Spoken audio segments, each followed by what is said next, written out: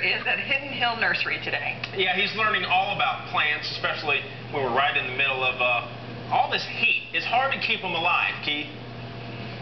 It is, but you know, they're still living in there. It's still that little sprig of life that can bring it back, and Cheryl Alvey is going to tell us how to do that. And this particular plant right here, what is this, Cheryl? It's an astilbe. Yep. And so how do we? I can see that little bit of browning on the edges. Is this bug infestation? Is this the heat in general that's doing this? This is caused by heat, and this plant wanted to bloom about 2 or 3 weeks ago, and it got finished blooming. And now I basically plant will tell you what it wants. It's basically green underneath. Yeah. So you just go through and take off the brown part.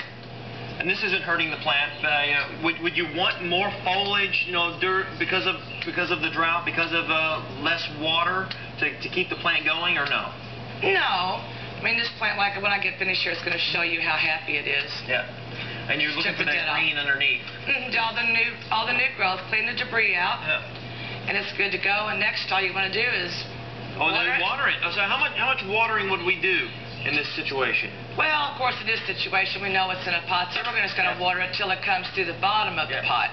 Okay. In the ground, astilbe would only need water on a drought situation probably every 2 to 3 days. 2 to 3 days. Because they will brown out. Can you overwater something? You think, oh, there's no rain coming. Can I just pile on the water? You can overwater. Yeah. So you don't want to do that. In this case would be this yucca here. Now that can withstand anything.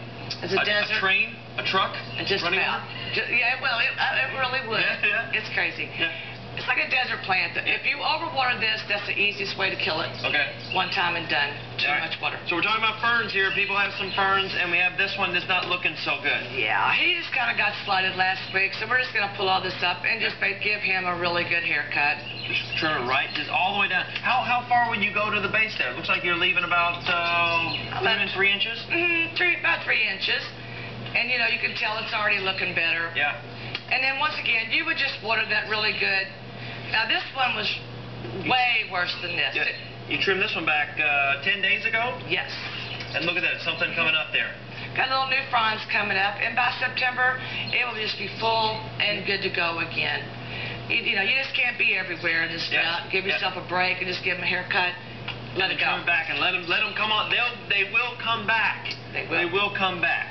And so great advice there, Cheryl. And then when we come back, I think we're talking about you know, how to water that ground, how to water some plants efficiently. Is this a good thing right here? Maybe one of these Mac Daddy big old sprinklers that covers a big area. You know, how much do you do? When do you do it? And how to get that grass coming back if you want to do that. So, Candace, Sterling, some great ideas out here at Hidden Hill. And Keith, Sterling and I were just talking about how we're almost afraid sometimes to go out there and just lop off plants like that. Ask her, you know, what things should you leave alone? Which plants should you not touch? You can tell us next time you check back in. I did.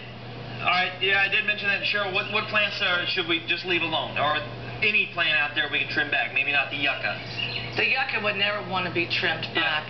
Just look at your plant. If it's all brown, you got to do something anyway, so just whack it back. I'm going to say, if it's brown, trim it down. There you go. Take it down. I'll put a little t-shirt. Brown, take it down. If it's brown, trim it down. All right. General rule of thumb. Take it down. I've got